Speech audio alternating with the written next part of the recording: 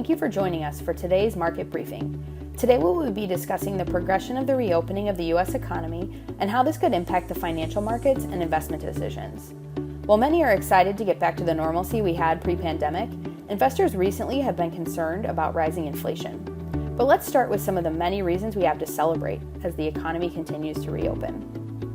At the end of May, the CDC reported that 53% of the U.S. population has received at least one dose of the vaccine, and about 45% are fully vaccinated. More recently, the CDC reported that at least 70% of adults in 12 states have received at least one dose. The CDC also reported that the U.S. is averaging 3.7 million vaccine doses per day.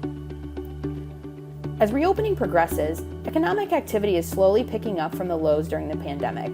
With travel restrictions lifting, consumer spending, airlines, and hotel occupancy have all increased.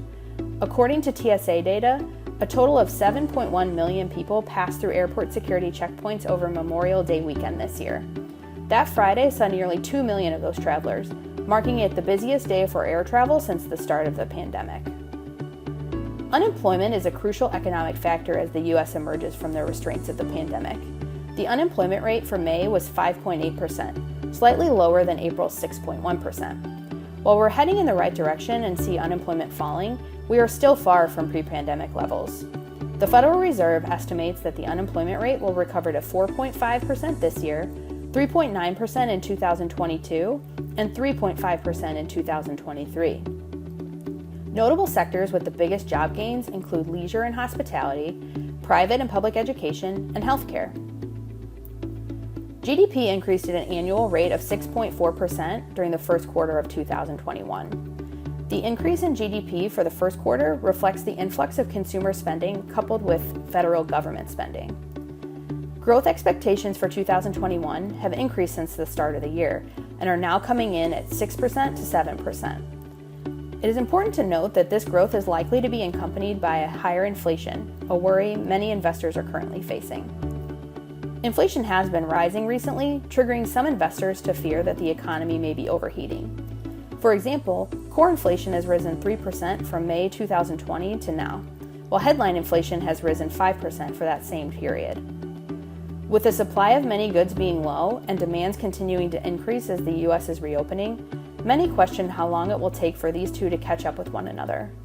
For now, the Federal Reserve will let inflation run its course, but if it gets too high, it is likely they will have to increase interest rates to slow the economy down. Long-term inflation expectations have continued to trend higher. The 10-year TIPS implied inflation rate is currently 2.4%, a 7-year high, while the 30-year TIPS implied inflation rate is 2.3%. The 5 and 7-year TIPS inflation rates are around 2.7% and 2.6% respectively. Investors have not seen such high implied inflation rates since before 2014, and we expect inflation to continue to trend higher in coming months. As the Federal Reserve continues to pump money into the economy, investors are keen to keep an eye on interest rates. As inflation continues to rise this year, so follow interest rates. At the end of May, the 30-year Treasury yield was around 2.3%, nearly 1% higher than at the start of the year. The 10-year Treasury yield nearly doubled from the start of the year, ending the month at 1.6%. There is a clear shift within sector performance over the past 7 months. The energy, airlines, and retail sectors all suffered in the early stages of the pandemic, but now as reopening progresses, returns are hitting new highs. While online retail, home improvement, information technology, and groceries were the leaders in 2020, they have started to pull back so far in 2021. Additionally, the rally of growth stocks during the pandemic has shifted toward valued stocks outperforming more recently, as investors position themselves for a broader economic recovery. As inflation becomes more widely anticipated, the stock and bond markets will increasingly reflect that expectation. Near term, we expect the heightened concerns about inflation to lead to higher volatility in both the stock and bond markets.